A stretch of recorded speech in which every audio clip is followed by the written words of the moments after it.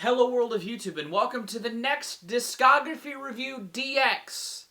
As have been all the videos, the camera videos this week, this was also decided on by my patrons on my Patreon. However, the band in question had a lead until it reached a tie about 2 months ago. And so I flipped a coin to see who was going to win, because I had to start listening to these records and really taking them in again, some of the stuff that I don't normally have in rotation, and R.E.M.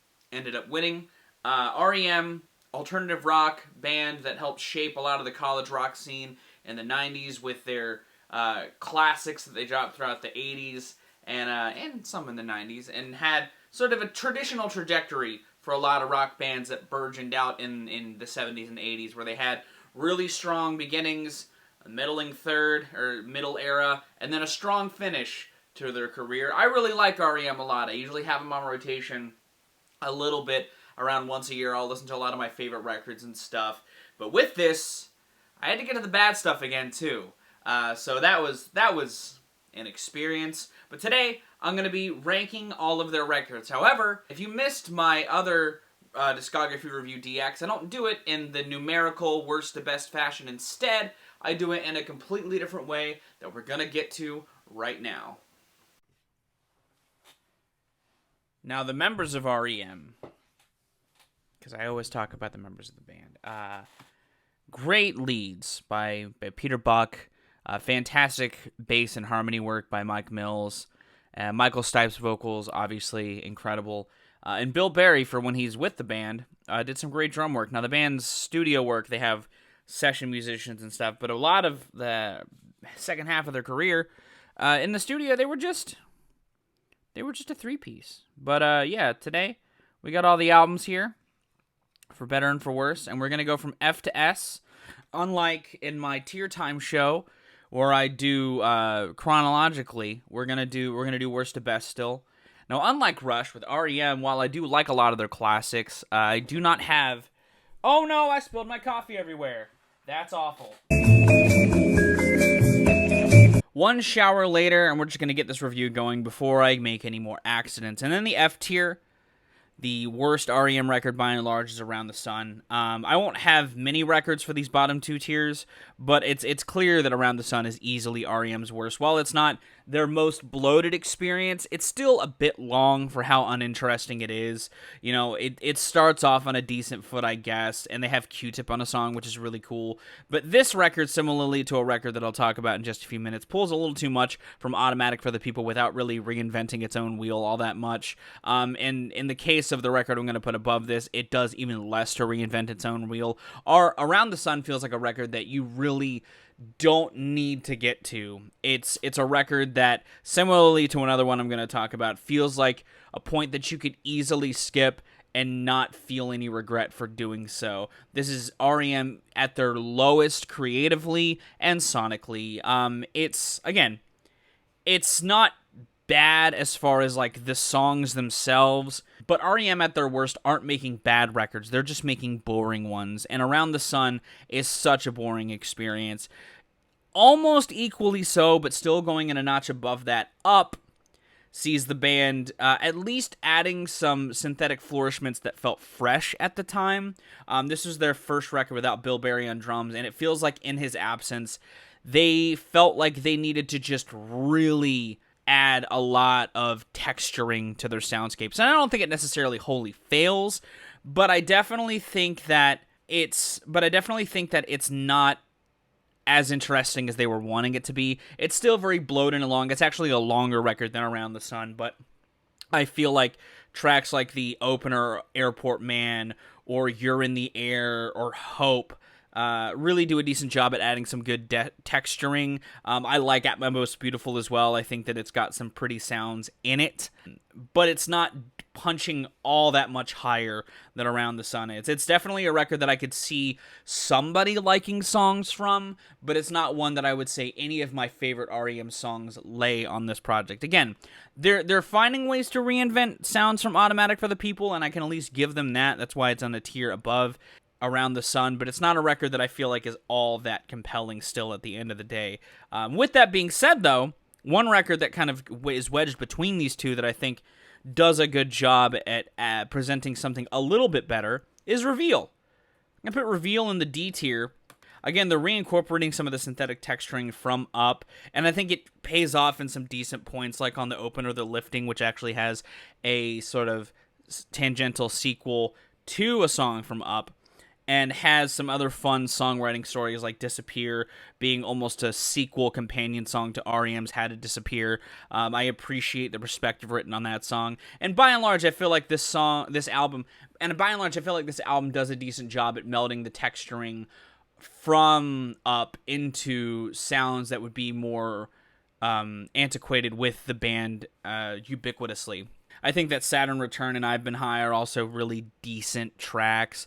I feel like this is probably the first record I've talked about so far that feels more like a cherry-picking experience. You know, again, I could see people having their own love for Up and having their own justification for putting the record in a higher place in the discography, possibly.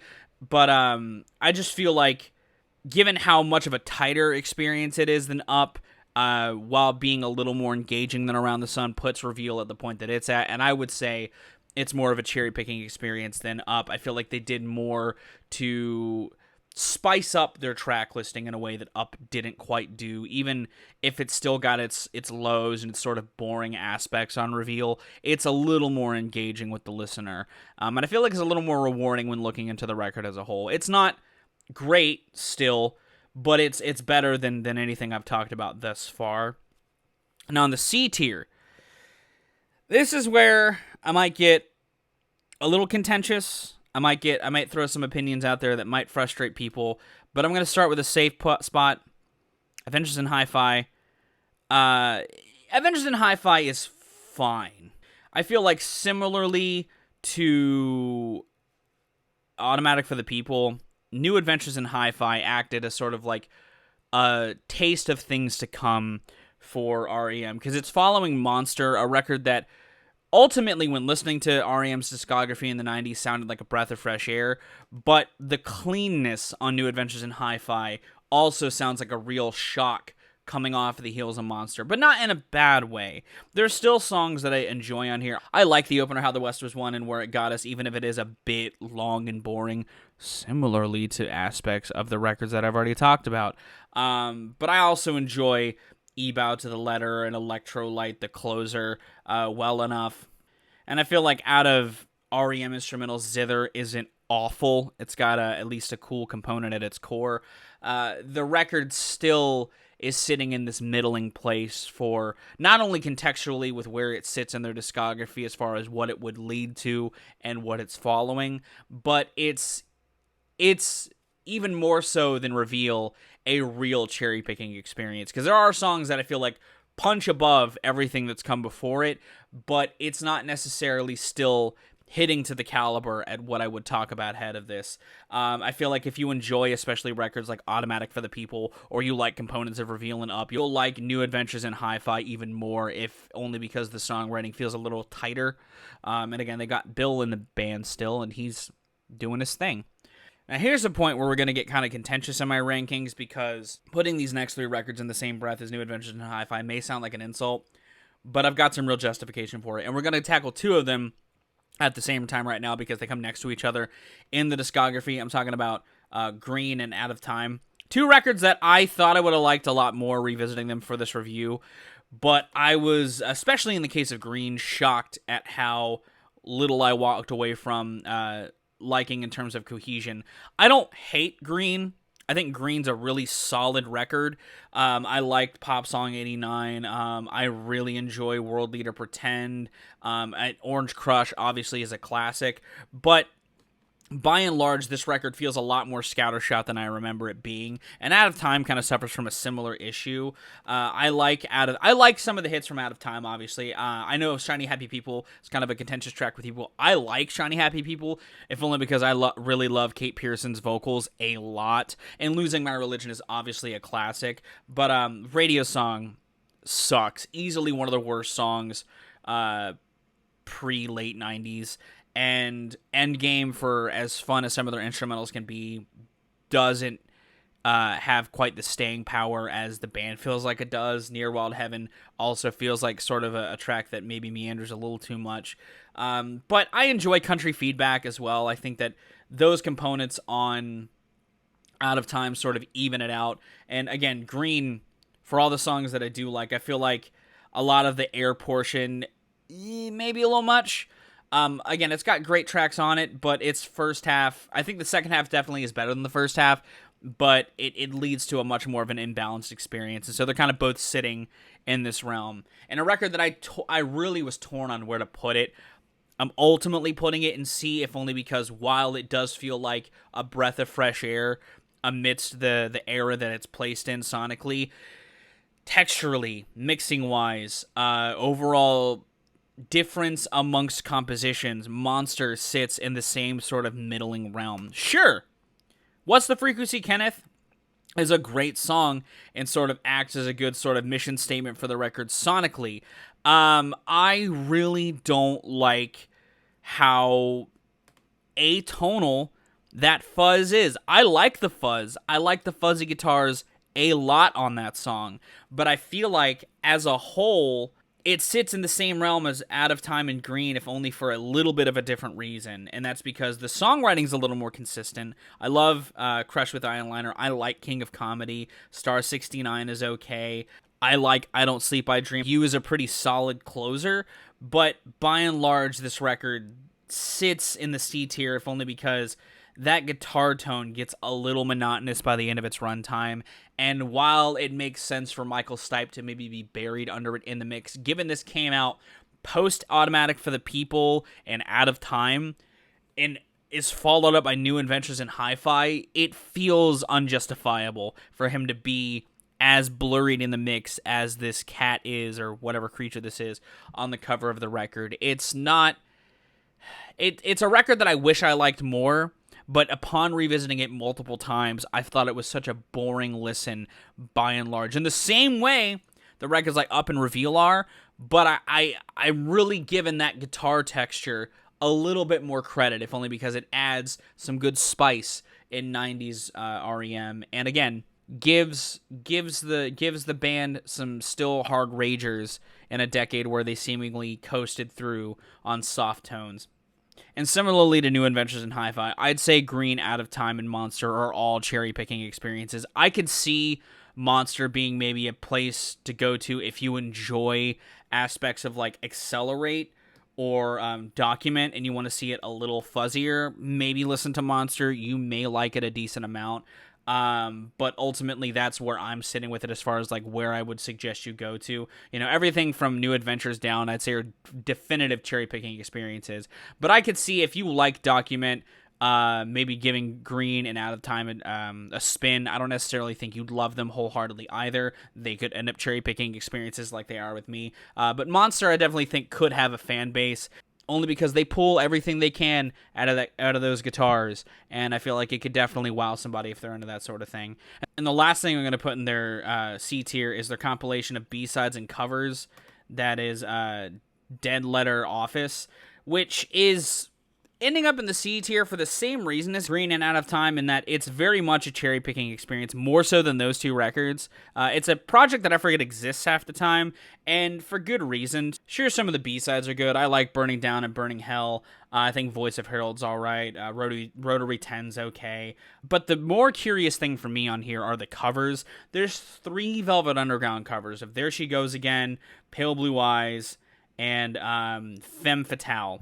All of which makes sense. Like R.E.M. covering Velvet Underground, that makes sense. And I don't think they're awful at it, but I don't think they're also great at it either. They're better at those than they are some of the other covers. Like their Crazy cover, could do without. Toys in the Attic, an Aerosmith cover, really makes even less sense, and I don't think works all that well. And their King of the Road cover is nothing to really shake a stick at either. I don't necessarily love their Velvet Underground covers, but again, they make sense. This is very much so more of a morbid, curious record than anything I've talked about so far. I don't necessarily think you would get a huge amount out of it, but it's not terrible. It's just weird. It's just a curiosity for those that are very much interested in it. But that's going to wrap up the C tier. As far as the B tier goes, I only got really two records to put in this tier, and it's their last two records, Accelerate and Collapse Into Now. I like Accelerate more than Collapse Into Now. In fact, I almost put Accelerate into the A tier. But both of these records serve as more a great finish that a band like R.E.M. would have deserved. You know, Accelerate is easily one of their leanest records in a long time, and they do a great job at channeling just tight, well-constructed rock music. You know, I love that they knew that they had to start this record off with some sort of rager or some sort of kineticism, and I think Living Well is the Best Revenge is a great job of that before kicking into two sort of arena-sized mid-tempo rockers with Man-Sized Reach in the single Supernatural, Super Serious. The general flow of this record, it feels really in and out in a great sort of way. I think that it's honestly a really great record. And again, if I were to pick a record in R.E.M's discography that I think is a little underrated, it is Accelerate, because it presented a great dynamic experience that I feel like the band hadn't fully harnessed in a while. And again, I feel like it's lean, it's good, it's well constructed. I really like the softness on Houston and Hollow Man. I think that they present just, again, more experiments done right on Accelerate. And it was a good sort of bounce back from Around the Sun, if you ask me. And Collapse Into Now is more of the same. You know, I enjoy a lot of what the band had to offer as far as an eclectic batch of R.E.M. style songs. You know, I like the stage setting opener of Discoverer. I think that they continue those heights on All the Best really well. The instrumentation on Oh My Heart gives me real Automatic for the People vibes without being too derivative.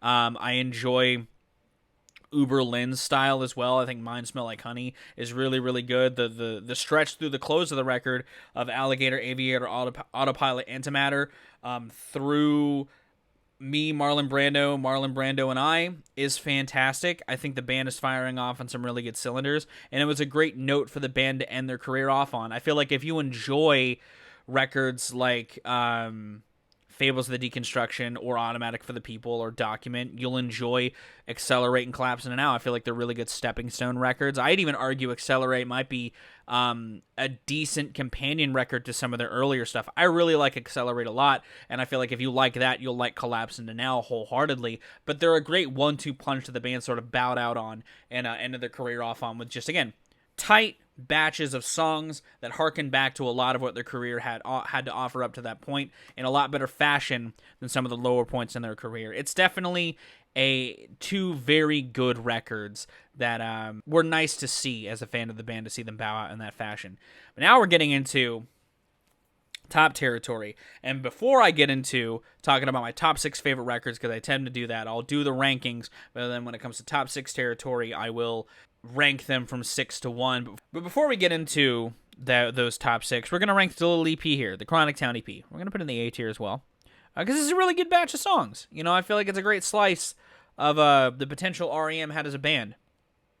You know, I dig Wolves Lower and 1 Million for being some of their most rawest, or at least their most insane as a band. You know, there's some real energy and edge to it that is really nice to hear. I dig the texturing on Gardening at Night a lot. I think the Stumble, the closer, is pretty solid as well. It's honestly a great batch of songs that see R.E.M. in their most refined state. Maybe too refined to a degree, but it's still them in a really refined state that I think works incredibly well. And in that 6th spot, we're going to put Fables of the Reconstruction. I like this record a hell of a lot. I think that the groove it starts off on with Feeling Gravity's Pull throttles the listener into a great, really interesting experience, and I feel like it's a great stepping stone record in R.E.M's catalog if you really enjoy Murmur and Life's Rich Pageant. It's a great sort of bridge. It's got some incredible tunes on here. Driver 8, also a fantastic song. I enjoy Life and How to Live It as well. I think that's a great follow-up to that song. I think Wendell G. the Closer is really good as well. I enjoy just how groovy Fables of the Reconstruction is by and large. I think it's got some good grooves at the core. I think Mike Mills shines on this record a lot as far as his bass work, and I think it's a great record by and large. And again, acts as a good sort of bridge in their sounds, but also just is a great record all around. I feel like, again, if you enjoy some of their earlier work or some of their more accessible material, Fables of the Reconstruction should not be slept on. I think it's a great project by the band that throttled off earlier on in their career. And in at number 5, we're going to put their 5th record, Document.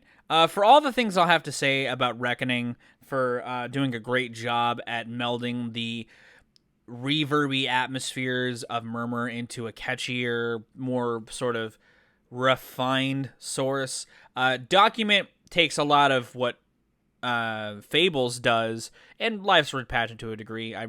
I'll put Life's Rich Pageant much higher. But Document does a good job at creating still a holistic, well-flowing, catchy-ass alternative record with some incredible singles and, just songs, deep cuts at their core. The 1-2 punch opening of Finest Work Song into Welcome to the Occupation is incredible. The way Finest Work Song soars is so good. And that soaring is throughout a lot of this record, because the 2 big singles from this, It's the End of the World as We Know It and The One I Love, also have moments like that. And those 2 tracks themselves are almost the best way to transition from your A-side to your B-side. That is an incredible shift from the energy of that into The One I Love.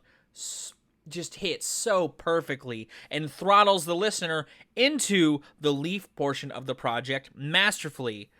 A portion with some great groovy moments like Fireplace and Lightning Hopkins. The incredible dynamics on the closer, Oddfellows Local 101, is also just top tier as far as R.E.M's catalog goes. I feel like this, in tandem with Reckoning, might be 2 of the best gateways into the band's sound, because both see them refining already great records into a much more palatable experience. Not to say Murmur isn't a palatable experience, because as you'll see, it's very high up on my ranking, but both create an engaging listen that I could see driving people to want to dive deeper into R.E.M's catalog. I like Document a lot. It was one of my gateways into the band, if you really want to throw it at it like that, because I got into R.E.M through their singles and then dug into their records. But Document was one of the first records that I did spin, and it was such a rewarding experience as a fan of the singles of this band, because it had just hit after hit of great songs. And it's a testament to their ability to harness an atmosphere and make it work across the whole project. A record like Document.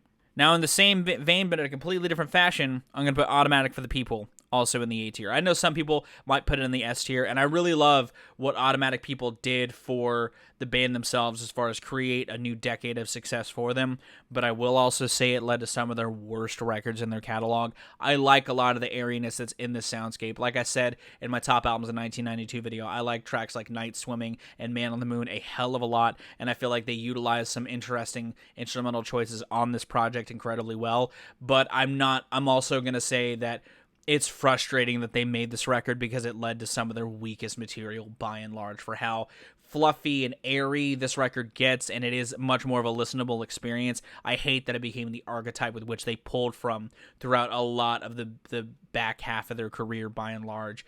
Still a classic, still a lot of really good stuff. And it's sitting at the number 4 spot because of that, but it's also sitting at the number 4 spot because the 3 records above it do a much better job at creating these airier, reverb-soaked atmospheres and creating some catchy-ass, and in some cases, throttling songs as a result of that. Automatic for the People is really, really good, but it doesn't hold a candle to these 3 records, which are all going in the S tier, by the way. Reckoning is going in the S tier, if only because, again, it took the perfection of Murmur and made it even more accessible. I love Reckoning a lot.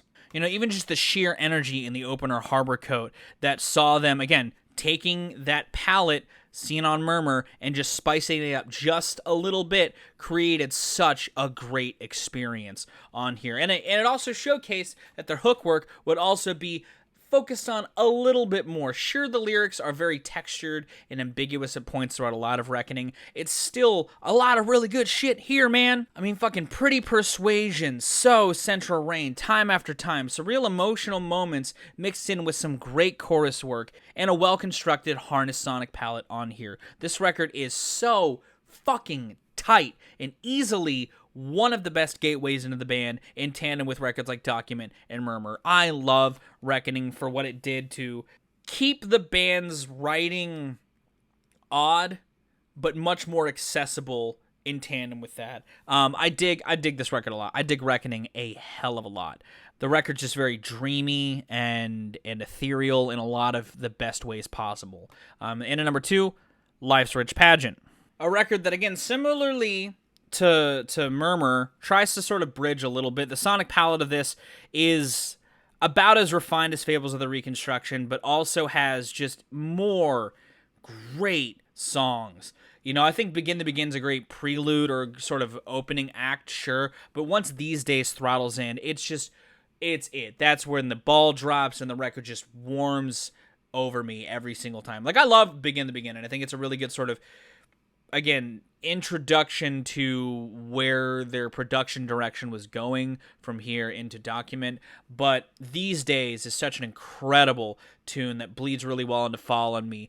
Cuyahoga's bass line is incredible. The Flowers of Guatemala almost feels like sort of a precursor to stuff that would be explored on like Green and Out of Time. This record is magical. I really love Life's Rich Pageant, and I feel like if you enjoy records like Murmur or Reckoning, you'll also love Life's Rich Pageant. If you love anything from their 80s material that you've heard that's popular, if you love the singles from Automatic for the People or Document, I would listen to Life's Rich Pageant. It's just an incredible record that has a lot of really great songs by the band on it.